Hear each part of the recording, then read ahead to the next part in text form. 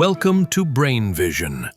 Okay, this is question 28.24, where we have a rectangular loop here with dimensions 4.2 centimeters by 4.2 centimeters by 9.5 centimeters.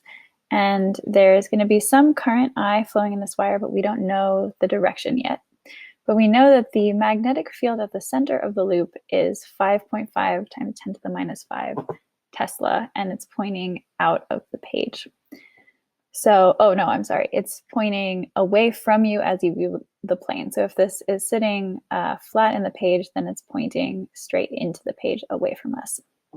So I'm going to define these quantities here. You'll see why in just a second, where A is actually just half of the length of one of these sides, and B is the length of half of one of these of the other side.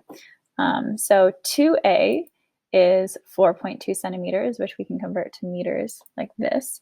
And 2B is going to be this long side here, 9.5 centimeters. So we can, if we want, just solve for A and B by just dividing this by 2. So A is going to be 0.021 meters, and B is going to be 0.0475 meters.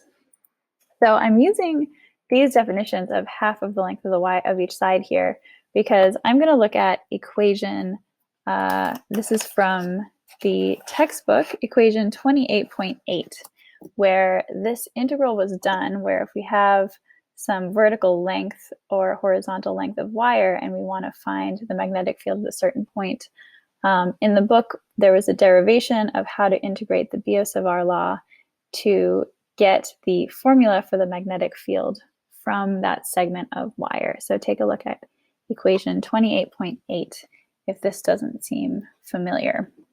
And so this equation is defined where we have A is this half length coming up here, and then X is this horizontal length. So in this case, a horizontal length here is B. So I'm going to just rewrite these variables in terms of what we want here.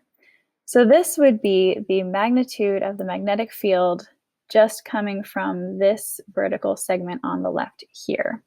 So let's start adding up. We're going to have 4 total contributions. So we know that there are really going to be 2 of these because we have 2 of these vertical wires, and they're going to contribute a field in the same direction if the current is flowing in a loop through this. So I'm just going to turn this 2 into a 4 because I'm going to multiply this whole expression by 2. So this is going to be the magnetic field coming from these 2 vertical wires. So now the horizontal wires are going to be, this is really going to be the same expression.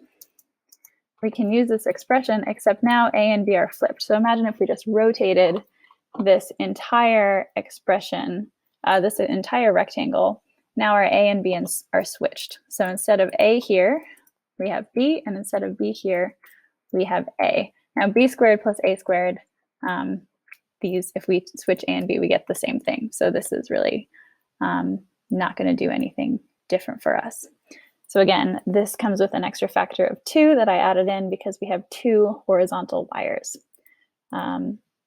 So this is going to be the total magnetic field from, oops, I think I missed a factor of the current because we're going to need the factor of the current in this and all of these. So I'm going to bring back in that factor of the current. I didn't fully reproduce that equation correctly. So we have the current in each of these as well. So now let's just simplify this equation by combining some of these terms and factoring it out. So notice that we have a factor of mu naught over 4 pi, and we have a factor of I, and then we also have this factor of square root of b squared plus a squared in each of these terms. So I'm just going to consolidate that and pull those out front. So we have this term, and then we have this term, and then we have a factor of, we'll be left with 4a over b. Actually, we can pull the factor of 4 out too, because there's a 4 in each of these. So we'll have 4 times I. So we have a over b here, and then we'll be left with b over a over here from this term. So this is what we end up with at the end, simplifying this whole equation. So now let's think about what we know. So we know what B is. This is a constant, and then we know our b and a. I've solved for these over here. So we want to solve for the current I. So what we're going to want to do is we are going to want to just rearrange this entire equation so that we can solve it for I. So let's start by just pulling some terms over to this side. So we're going to have I, well, let's just do it in a few steps to make it easier. So we're going to have 4 pi times b in the numerator here. That's going to get divided by this mu naught. So that's going to be equal to this whole thing over here. Now notice we have a 4 on both sides, so let's cancel out the factor of 4. We can divide both sides by this square root of b squared over a squared. So let's do that. Put this in parentheses to show that this is all in the denominator. And then finally, we need to divide by this a over b plus b over a term. So that will also go in the denominator here. So this is going to be our final expression for I. So all we have to do is just plug this in and solve it. So let me just make sure that this is all done correctly. So we're going to have I times magnetic field. So B we can just plug in. We know that.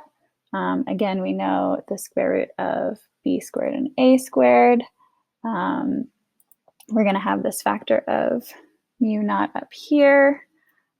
So we'll have, that's 4 times pi times 10 to the minus 7. Okay.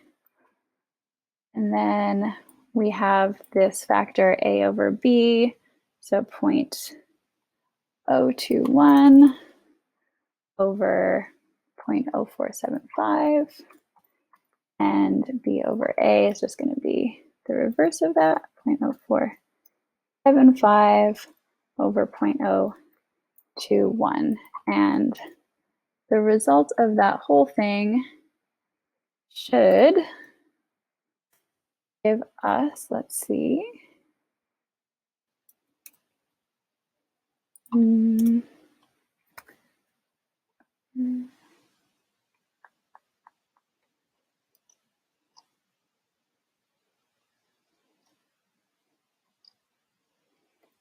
it looks like we're getting I is going to be 77.2,